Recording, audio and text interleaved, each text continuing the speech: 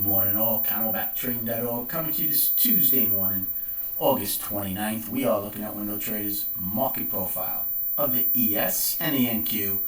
So it's just a matter of this market is still searching for information. So basically what we have gotten over these last bunch of days with this balance, market gets too short, they cover, market gets too long, they give it up. We're seeing the same pattern again this morning as the overnight was trading back and forth basically through settlement. Although settlement was, pretty much above settlement. We have a 16 wide POC again above us at 44 and a quarter. Don't forget, we never traded at that 23 wide POC down below, which I carry forward. Until we break out of this balance, you're going to get these kind of price moves, right? It's plain and simple. The market gets too long, they liquidate. It gets too short, they cover. All right, we're seeing it in the daytime. We're seeing it in the overnight. And again, we're continuing this morning. Maybe with PC and the job and the non-farm payroll on Friday, the market tries to come out of this balance. But for now, that's what you're seeing. Plus, the other end of it that we always talk about is disrespecting how much short-term plays can move a market, right?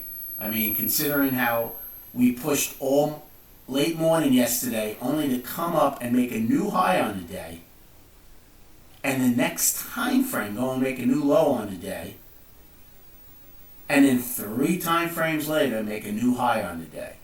Okay, that's simply short-term traders showing how much they can move a market. Now, yesterday's range wasn't big, but still, to keep taking out both sides of the market like that, is pretty powerful stuff. NQ is doing basically the same thing. Right, he has been inside of yesterday's range all day. Now, one thing to keep in mind, we still haven't taken back the trend day from Thursday, right? ES got very close. NQ still has about 50 points or so. So NQ's bigger. We missed it by literally, I think, a point or two. And the same with SPY, missed it by a couple of pennies. So, again, that's amazing how hard they've had a time of doing that. So the question remains, is that going to continue? Now I'm looking at this in SPY overnight, this spit out. It's amazing how sometimes you see these things and then we go trade at them. I mean, that's at $439.99. That's $3 lower than where we're trading. So that would be very interesting if we go down and get that at some point today. Seems to be a magnet sometimes. As far as the game plan, well, again, we are in balance. So defending yesterday's high isn't such a big deal to me. I mean, the overnight took out those single prints, but that doesn't count. It has to happen in regular trading hours. Overnights are important, very important. Yesterday's a perfect example. We came and traded down. We didn't get close to the overnight, but we did take out the IB low, and a bunch of times I would expect there's stops down here. Don't forget, we have a poor low. So if they do give up everything they worked for late yesterday and overnight and do make a new low, you should definitely set off some stops here, get the 23 wide POC, and then we'll see if we go down to that level where that SPY spit out is. So game plan for this morning, well, it depends on where the overnight low is. I would expect major chop inside of here, okay, if we can't come out of yesterday's high or low. You have a 9 wide POC, so you do have that to lean on.